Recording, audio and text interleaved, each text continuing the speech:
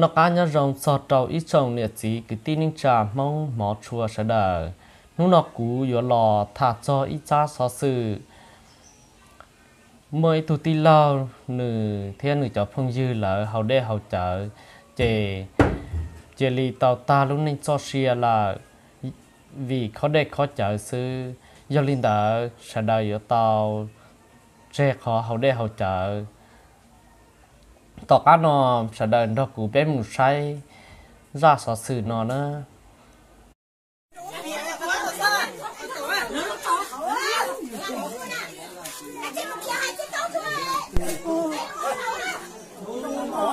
Ôi!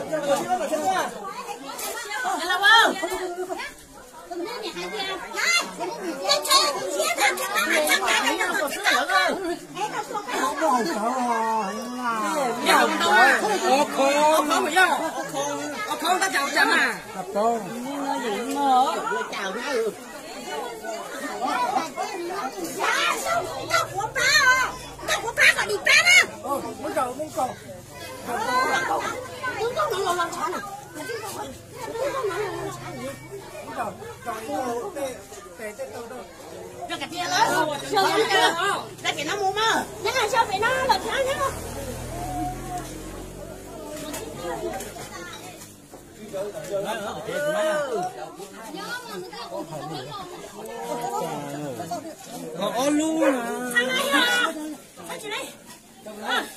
Sao chỉ lấy lên đi, chỉ lấy là.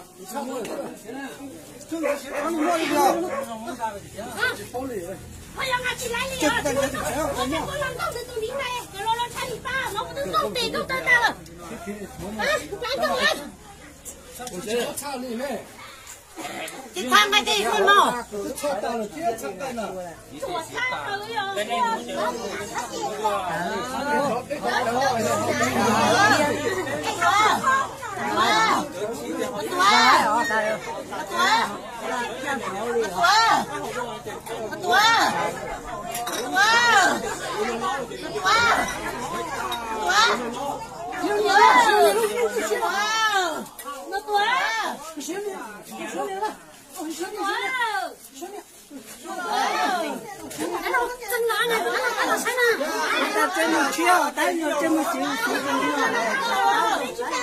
Anh nhỏ, cho anh nhỏ.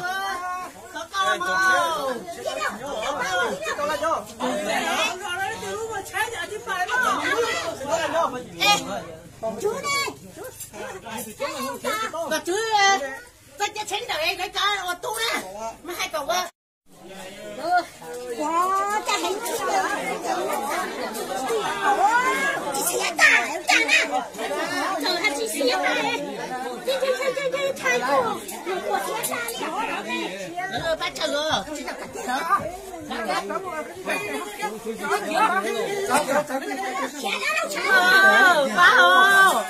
Ba hồ, ba chịu chào.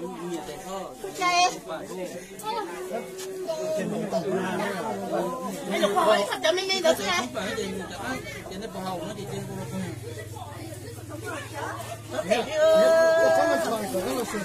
Tổ chức là đi tổ chức này.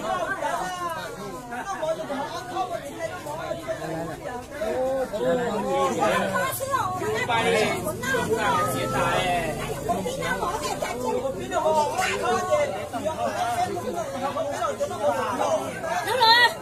Đi, nhập cuốn xoan nó hơn ta. Đi chạy theo hả? Có chạy sáng thì đúng miệng chứ đâu. Chào. Chị có cho chị xía nào? Ê, cả lúc đó nó chưa được mua nào.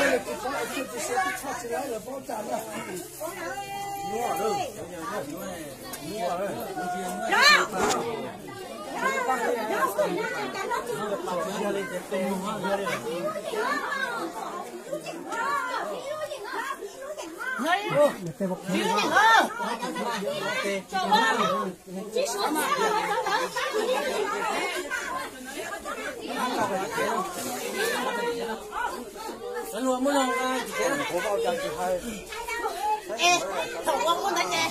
Con đánh con làm nó sinh hô. Ê, con cho nó ba hả? Ba mày. Là tao Ba mày. không nào.